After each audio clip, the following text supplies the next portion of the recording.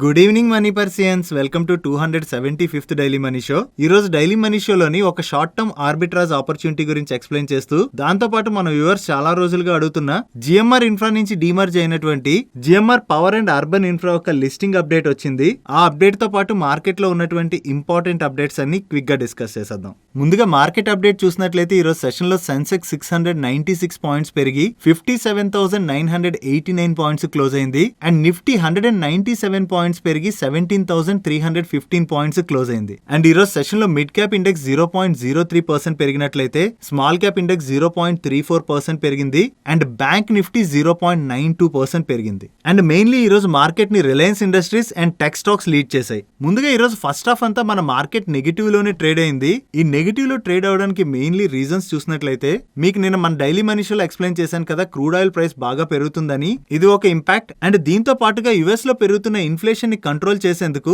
US fed chair అయిన Jerome Powell గారు ఈ పెరుగుతున్నటువంటి ఇన్ఫ్లేషన్ ని కంట్రోల్ చేసేందుకు మేలో వాళ్ళ నెక్స్ట్ మీటింగ్ ఏదైతే ఉందో, ఈ మీటింగ్ లోని 0.5% పాయింట్ ఇంట్రెస్ట్ హైక్ తీసుకోవచ్చని కామెంట్స్ చేయడంతో ఈ రోజు ఫస్ట్ హాఫ్ అంతా మన మార్కెట్స్ నెగిటివ్ లోనే ట్రేడ్ అయ్యాయి. కానీ దాని తర్వాత ఒక్కసారి మన మార్కెట్ లో రికవరీ కనపడడానికి రీజన్స్ చూసినట్లయితే, ఒకటి యూరోపియన్ మార్కెట్స్ పాజిటివ్ గా ఓపెన్ అవడం, అండ్ వీకెండ్ లోని ఎసెన్షియల్ స్ట్రాంగ్ రిజల్ట్స్ అనౌన్స్ చేసేసరికి లాస్ట్ 2 days నుంచి టెక్ స్టాక్స్ లోని మంచి పాజిటివ్ మూమెంటం కనపడుతుంది. ఈ రోజు కూడా టెక్ స్టాక్స్ మంచి పాజిటివ్ గా మూవ్ అయ్యాయి. అండ్ దాంతో పాటుగా రిలయన్స్ ఇండస్ట్రీస్ కూడా ఈ రోజు మార్కెట్ ని లీడ్ చేసింది. దానికి రీజన్ జియో పొలిటికల్ టెన్షన్స్ వల్ల ప్రొడక్ట్ సప్లైస్ లోని డిస్రప్షన్ ఏర్పడడం, అండ్ దాని వల్ల ఏర్పడినటువంటి లో ఇన్వెంటరీ లెవెల్స్ తో స్ట్రాంగ్ జిఆర్ఎం అంటే గ్రాస్ రిఫైనింగ్ మార్జిన్స్ చూడొచ్చని వేరియస్ అనలిస్ట్స్ కామెంట్ చేయడంతో రిలయన్స్ ఇండస్ట్రీస్ స్టాక్ లోని ఈ రోజు మంచి పాజిటివ్ మూమెంటం కనపడింది. సో ఇది కూడా ఈ రోజు మన మార్కెట్ పాజిటివ్ గా మూవ్ అవడానికి తోడ్పడింది. అండ్ దీంతో పాటుగా ఉక్రెయిన్ ప్రెసిడెంట్ అయిన జెలెన్స్కీ గారు కూడా పీ స్టాక్స్ రిలేటెడ్ గా కొన్ని పాజిటివ్ కామెంట్స్ చేయడంతో నెగిటివ్ లో ట్రేడ్ అవుతున్న మన మార్కెట్ లో ఒక్కసారి పాజిటివ్ మూమెంటం కనపడి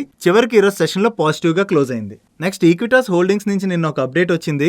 Equitas holdings and Equitas small finance bank యొక్క అమల్గమేషన్ ఏదైతే ఉందో, ఈ అమల్గమేషన్ కి వాళ్ళ బోర్డు నిన్న అప్రూవల్ ఇచ్చినట్లుగా వీళ్ళు అప్డేట్ చేస్తున్నారు. ఈ అమల్గమేషన్ యొక్క డీటెయిల్స్ చూసినట్లయితే, ఈ అమల్గమేషన్ తర్వాత Equitas holdings Equitas small finance bank లో మర్జ్ కాబోతుంది. ఈ మర్జర్ రేషియో అని చెప్తూ దానిలో ఉన్న ఆర్బిట్రాజ్ నేను మీకు ఇప్పుడు ఎక్స్ప్లెయిన్ చేస్తాను. ఎవరైతే రికార్డ్ డేట్ నాటికి ఈక్విటాస్ హోల్డింగ్స్ యొక్క 100 షేర్స్ ని హోల్డ్ చేస్తుంటారో వాళ్ళకి ఈ మర్జర్ తర్వాత ఈక్విటాస్ స్మాల్ ఫైనాన్స్ బ్యాంక్ యొక్క 231 షేర్స్ రాబోతున్నాయి. సో ఇది మర్జర్ రేషియో అయినట్లయితే, దీని యొక్క ఆర్బిట్రాజ్ విషయంకి వచ్చినట్లయితే, as on today's closing Equitas holdings యొక్క షేర్ ప్రైస్ 110 రూపీస్ 45 పైసాగా ఉన్నట్లయితే, ఈక్విటాస్ స్మాల్ ఫైనాన్స్ బ్యాంక్ యొక్క షేర్ ప్రైస్ 54 రూపీస్ 5 పైసాగా ఉన్నది. ఇప్పుడు మనం ఎక్సెల్ లోని ఎంట్రీ చేసి క్యాల్కులేట్ చేద్దాం. మీకు ఇందాక మర్జర్ రేషియోని ఎక్స్ప్లెయిన్ చేశాను కదా, ఎవరైతే ఈక్విటాస్ హోల్డింగ్స్ లో 100 షేర్స్ ని హోల్డ్ చేస్తుంటారో వాళ్ళకి ఈక్విటాస్ స్మాల్ ఫైనాన్స్ బ్యాంక్ యొక్క 231 షేర్స్ రానున్నాయి. నౌ ఈక్విటాస్ హోల్డింగ్స్ యొక్క కరెంట్ ప్రైస్ మీకు ఇందాక ఎంత చెప్పాను, 110.45. And Equitas small finance bank యొక్క కరెంట్ ప్రైస్ 54 రూపీస్ 5 పైసా. నౌ మనం నెంబర్ ఆఫ్ షేర్స్ ని షేర్ ప్రైస్ తో మల్టిప్లై చేసినట్లయితే మనకి ఓవరాల్ వాల్యూ వస్తుంది. సో ఈక్విటాస్ హోల్డింగ్స్ లో 100 షేర్స్ ఎవరైతే హోల్డ్ చేస్తుంటారో వాళ్ళ entire value 11,045 rupees. And coming to Equitas small finance bank, Equitas small finance bank లో 231 షేర్స్ అంటే 12,485 రూపీస్. సో ఈ రోజు నాటికి చూసినట్లయితే ఈక్విటాస్ హోల్డింగ్స్ లో ఎవరైతే 100 షేర్స్ ని హోల్డ్ చేస్తుంటారో వాళ్ళకి వచ్చే edge 1,440 rupees.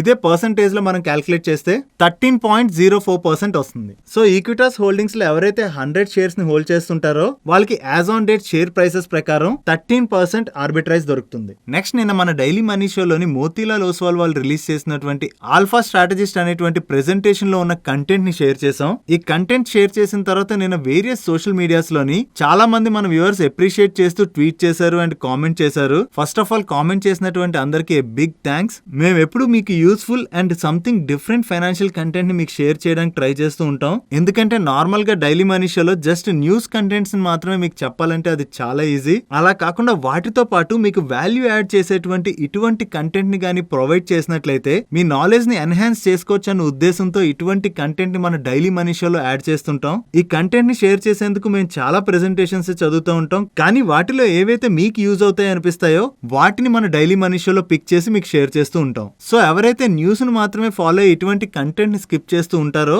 Don't miss this type of content, ఎందుకంటే ఇది మీకు చాలా హెల్ప్ఫుల్ అవుతుంది. నెక్స్ట్ జిఎంఆర్ ఇన్ఫ్రా నుంచి డీమర్జ్ అయినటువంటి కంపెనీ అయిన GMR power and urban infra limited యొక్క లిస్టింగ్ అప్డేట్ వచ్చింది. ఈ స్టాక్ మార్చ్ 23 అంటే రేపు లిస్ట్ అవబోతుంది. అండ్ ఈ స్టాక్ నెక్స్ట్ 10 days వరకు ట్రేడ్ టు ట్రేడ్ సెగ్మెంట్ లో ఉంటుంది. అంటే ఈ స్టాక్ లో నెక్స్ట్ 10 days వరకు ఇంట్రాడే చేసే అవకాశం ఉండదు. సో ఎవరైతే ఈ డీమర్జర్ లో పార్టిసిపేట్ చేశారో వాళ్ళ డిమాట్ అకౌంట్ లో రేపటి నుంచి ఈ స్టాక్ ట్రేడ్ చేసుకోవచ్చు. నెక్స్ట్ నిన్న వీడియో కామెంట్ సెక్షన్ లో మన వ్యూవర్స్ చాలా మంది నిన్న బిఎస్సి స్టాక్ ఎందుకు అంత కరెక్ట్ అయిందని చెప్పి కామెంట్ చేశారు. దీనికి రీజన్ చూసినట్లయితే బిఎస్సి రీసెంట్ గా బోనస్ ఇష్యూని అనౌన్స్ చేసింది. ఎవరి దగ్గర అయితే బిఎస్సి యొక్క 1 స్టాక్ ఉంటుందో వాళ్ళకి అడిషనల్ గా 2 స్టాక్స్ బోనస్ గా ఇష్యూ చేయబోతున్నట్టుగా వీళ్ళు అప్డేట్ చేశారు. ఈ బోనస్ ఇష్యూ యొక్క రికార్డ్ డేట్ మార్చ్ 22 అంటే ఈ రోజు. అండ్ దీని యొక్క ఎక్స్ డేట్ మార్చ్ 21 అంటే నిన్న. సో ఈ బోనస్ ఇష్యూ యొక్క ఎక్స్ డేట్ నిన్న ఉండడంతో మీకు స్టాక్ ప్రైస్ అంత ఫాలో అయినట్టు కనపడుతుంది. అంతేగాని బిఎస్సి స్టాక్ అయితే అంత కరెక్ట్ అవ్వలేదు. సో బిఎస్సి స్టాక్ ను ఆల్రెడీ ఎవరైతే హోల్డ్ చేస్తూ ఉంటారో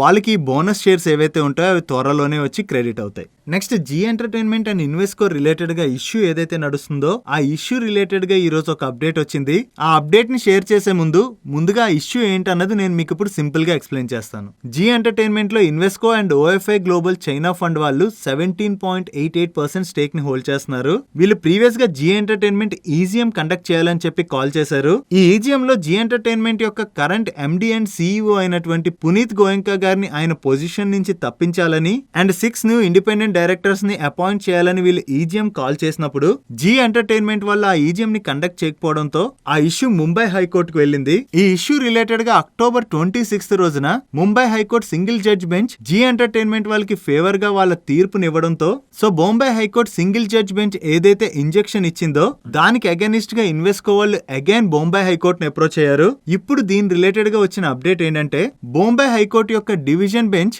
ఇన్వెస్కో వాళ్ళు ఏదైతే రిజల్యూషన్స్ ని ప్రపోజ్ చేశారో అది ఇల్లీగల్ కాదని చెప్పారు. దీనికి జీ ఎంటర్టైన్మెంట్ వాళ్ళు రెస్పాండ్ అవుతూ ministry of information and broadcasting clearance లేకుండా గోయంకా గారిని రిమూవ్ చేసినట్లయితే జీ ఎంటర్టైన్మెంట్ దాని యొక్క బ్రాడ్కాస్టింగ్ లైసెన్స్ కోల్పోతుందని అండ్ సెబీ రెగ్యులేషన్స్ ప్రకారం డైరెక్టర్స్ ని అపాయింట్ చేయాలన్నా లేదా రిమూవ్ చేయాలన్నా దానికి ఒక స్పెసిఫై ప్రొసీజర్ ఉంటుందని దాన్ని వైలేట్ చేసి ఇండిపెండెంట్ డైరెక్టర్స్ ని అపాయింట్ చేయలేమన్నట్టుగా కామెంట్ చేశారు. సో ఈ ఇష్యూ మీద జీ ఎంటర్టైన్మెంట్ వాళ్ళు ఇప్పుడు ఫర్దర్ గా ఎటువంటి స్టెప్స్ తీసుకుంటారో చూడాలి. ఈ అప్డేట్ తో ఈరోజు సెషన్ లో జీ ఎంటర్టైన్మెంట్ స్టాక్ లో ప్రెషర్ కనపడింది. నెక్స్ట్ టాటా మోటార్స్ నుంచి ఒక అప్డేట్ వచ్చింది. లాస్ట్ ఫ్యూ మంత్స్ గా చూసినట్లయితే వేరియస్ కమోడిటీస్ ప్రైస్ బాగా పెరుగుతున్నాయి కదా. దీంతో టాటా మోటార్స్ వాళ్ళు 1 ఏప్రిల్ నుంచి వాళ్ళ అక్రాస్ కమర్షియల్ వెహికల్ రేంజ్ మీద 2 to 2.5% రేంజ్ లోని ప్రైస్ హైక్ చేయబోతున్నట్టుగా చెప్తున్నారు. ఈ ప్రైస్ హైక్ అన్నది ఇండివిజువల్ మోడల్ అండ్ వేరియంట్ మీద డిపెండ్ అయి ఉంటుందని వీళ్ళు మెన్షన్ చేశారు. సో వీళ్ళ ఇన్పుట్ కాస్ట్ ఏదైతే పెరుగుతుందో ఆ ప్రైస్ ని వీళ్ళ కస్టమర్స్ కి పాస్ ఆన్ చేస్తున్నారని మనం అర్థం చేసుకోవచ్చు. ఈ అప్డేట్ తో అప్పటి వరకు నెగిటివ్ లో ట్రేడ్ అవుతున్న టాటా మోటార్ స్టాక్ ఒక్కసారి పాజిటివ్ గా టర్న్ అయి చివరికి ఈ రోజు సెషన్ లో 3% పెరిగి క్లోజ్ అయింది. నెక్స్ట్ ఎస్ బ్యాంక్ రిలేటెడ్ గా ఈటీ నో దగ్గర నుంచి ఒక అప్డేట్ వచ్చింది. ఎస్ బ్యాంక్ వాళ్ళు 5 to 10% ఈక్విటీ స్టేక్ ని సేల్ చేయడం ద్వారా క్యాపిటల్ రైజ్ చేయడానికి పిఈ ఇన్వెస్టర్స్ అయినటువంటి Brookfield and BlackRock వాళ్ళతోని డిస్కషన్స్ జరుపుతున్నదని, బ్యాంక్ టోటల్ గా 10,000 crores ఫండ్ రైజ్ చేయడానికి మల్టిపుల్ పిఈ ప్లేయర్స్ తోని టచ్ లో ఉన్నదని అండ్ వీళ్ళు ఈక్విటీ షేర్ ని క్యూఐపీ రూట్ ద్వారా సెల్ చేయబోతున్నట్లుగా అండ్ వీళ్ళతోనే కాకుండా Yes Bank already Carlyle and Advent తోని ఫండ్ రైజ్ చేయడానికి డిస్కషన్స్ జరిపినట్లుగా అండ్ ఈ న్యూస్ రిలేటెడ్ గా ఈటీ నవ్ వాళ్ళు Yes Bank, BlackRock and Brookfield వాళ్ళని అప్రోచ్ అయినప్పుడు వాళ్ళ దగ్గర నుంచి ఎటువంటి రెస్పాన్స్ రాలేదని చెప్తున్నారు. Next Profin capital services limited దగ్గర నుంచి ఒక అప్డేట్ వచ్చింది. వీళ్ళ బోర్డు నిన్న మీట్ అయ్యి ఫేస్ వాల్యూ 10 గా ఉన్న వీళ్ళ స్టాక్ ని ఫేస్ వాల్యూ 1 కి స్ప్లిట్ చేయడానికి కన్సిడర్ చేసింది. అంటే అన్ని అప్రూవల్స్ వచ్చిన తర్వాత ఎవరి దగ్గర అయితే ఈ ప్రోఫిన్ క్యాపిటల్ సర్వీసెస్ లిమిటెడ్ యొక్క 1 స్టాక్ ఉంటుందో అది 10 స్టాక్స్ అవబోతున్నాయి. అండ్ అదే మీటింగ్ లో వీళ్ళ బోర్డు ఈ స్టాక్ స్ప్లిట్ తర్వాత ప్రతి ఒక్క షేర్ కి 2 shares బోనస్ ఇష్యూని కూడా రికమెండ్ చేసింది. అంటే ఈ బోనస్ ఇష్యూ రిలేటెడ్ గా అన్ని అప్రూవల్స్ వచ్చిన తర్వాత ఎవరి దగ్గర అయితే ఈ ప్రోఫిన్ యొక్క 1 share ఉంటుందో వాళ్ళకి 2 shares అడిషనల్ గా రాబోతున్నాయి. అంటే టోటల్ గా చూసినట్లయితే స్టాక్ స్ప్లిట్ ద్వారా ఒక షేర్ 10 shares అవుతాయి అండ్ ఈ 10 shares బోనస్ ఇష్యూ తర్వాత 30 shares అవుతాయి. సో టోటల్ గా ఎవరి దగ్గర అయితే ఈ ప్రోఫిన్ యొక్క 1 స్టాక్ ఉంటుందో అవి 30 స్టాక్స్ అవబోతున్నాయి. కాకపోతే ఇక్కడ ఒకటి గుర్తు పెట్టుకోండి, ఈ అడిషనల్ షేర్స్ అయితే ఎవరికి ఫ్రీగా రావట్లేదు. ఇవి ఏ రేషియోలో అయితే స్ప్లిట్ అండ్ బోనస్ ఇష్యూ అవుతాయో అదే రేషియోలో స్టాక్ యొక్క ప్రైస్ కూడా అడ్జస్ట్ అయిపోతుంది. ఇది ఒక మైక్రో క్యాప్ కంపెనీ అండ్ ఈ కంపెనీలో మీరు అబ్జర్వ్ చేసినట్లయితే లాస్ట్ ఫ్యూ క్వార్టర్స్ గా ప్రమోటర్ హోల్డింగ్ కంటిన్యూస్ గా తగ్గుతుంది అండ్ పబ్లిక్ హోల్డింగ్ పెరుగుతుంది. అండ్ సిన్స్ ఇన్సెప్షన్ చూసినట్లయితే ఈ స్టాక్ ప్రైస్ చూడండి మీకే అర్థమవుతుంది. 2019 లో ఈ స్టాక్ లో ఒక్కసారి ఫాల్ కనపడి అప్పటి నుంచి ఈ స్టాక్ లో పెద్దగా మూమెంటం లేదు. కానీ ఈ మధ్య లాస్ట్ ఫ్యూ మంత్స్ నుంచి ఈ స్టాక్ లో కంటిన్యూస్ గా మూమెంటం కనపడుతుంది. సో ఇలా మూమెంటం కనపడుతుంది కదా అని ఇటువంటి స్టాక్స్ రిలేటెడ్ గా మన ఇన్వెస్ట్మెంట్ డెసిషన్ తీసుకునే కన్నా వీటితో దూరంగా ఉండడం better. Next, ministry of heavy industries వాళ్ళు ఫేమ్ ఇండియా స్కీమ్ ఫేజ్ 2 లో భాగంగా అక్రాస్ 16 హైవేస్ అండ్ 9 ఎక్స్ప్రెస్ వేస్ లోని 1576 ఈవీ ఛార్జింగ్ స్టేషన్స్ ని శాంక్షన్ చేశారు. సో ఈ 1576 ఈవీ ఛార్జింగ్ స్టేషన్ ఇన్స్టాలేషన్స్ లోని హైవేకి ఇరువైపులా ప్రతి 25 కిలోమీటర్లకి ఒక ఛార్జింగ్ స్టేషన్ అట్లీస్ట్ ఉండేటట్టుగా, తో పాటుగా ప్రతి 100 కిలోమీటర్లకి హైవేకి ఇరువైపులా long range and heavy duty electric vehicles కోసం అట్లీస్ట్ 1 ఛార్జింగ్ స్టేషన్ ఉండేటట్టుగా ఇన్స్టాల్ చేయబోతున్నట్టుగా చెప్తున్నారు.